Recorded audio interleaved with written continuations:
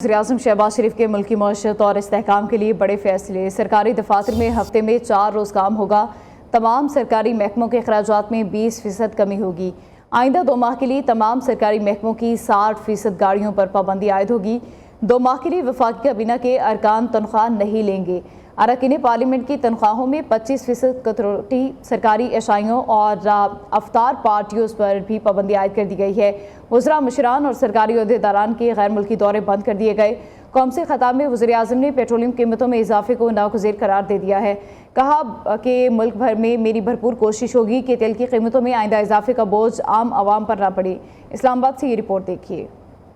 वज़ीर-ए-आज़म शहबाज शरीफ का कौम से खिताब, मुल्क में किफायत शुआरी के इक़दामात का ऐलान कर दिया। आइंदा 2 माह के लिए सरकारी महकमों की गाड़ियों के ईंधन में 50% कमी, 60% सरकारी गाड़ियां ग्राउंड की जाएंगी। काबीना अरकान, वज़रा, मुशीरान और मुआवनीन रज़ाकाराना तौर पर 2 माह की तनख्वाह नहीं लेंगे। अरकान पार्लियामेंट की तनख्वाहों में 25% कमी होगी। ग्रेड 20 और उससे ऊपर अफसरान की तनख्वाहों से 2 दिन की कटौती अवामी रिलीफ के लिए इस्तेमाल की जाएगी। सरकारी महकमों के अखराजात में 20% कमी और अशिया की खरीदारी पर मुकम्मल पाबंदी आयद की गई है। आइंदा 2 माह के लिए सरकारी महकमों की गाड़ियों को मिलने वाले तेल में 50% फिल फॉर कटौती की जा रही है। आइंदा 2 माह के लिए काबीना के अरकान, वज़रा, मशीरान तनख्वाह नहीं लेंगे।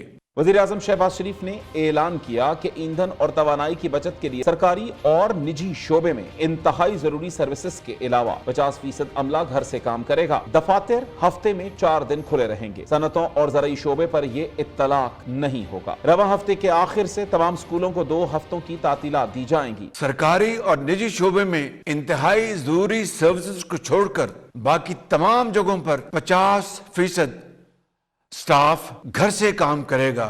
हफ्ते में सिर्फ 4 दिन दफातर खुलेंगे। फौरी तौर पर तमाम स्कूलों को रवां हफ्ते के आखिर से 2 हफ्तों की छुट्टियां दी जा रही हैं। वज़ीर-ए-आज़म सरकारी अफसरान, मुशीरान और वफाकी और सूबाई वज़रा के बैरून मुल्क दौरों पर पाबंदी आए। गवर्नर्स भी बैरून मुल्क सफर नहीं करेंगे। टेली कॉन्फ्रेंस और ऑनलाइन इजलासों को तरजीह दी जाएगी। सरकारी एशाइयों और इफ्तार पार्टियों पर मुकम्मल पाबंदी होगी। सेमिनार और कॉन्फ्रेंसेज होटल्स की बजाय सरकारी मकामात पर मुनक्किद किए जाएंगे।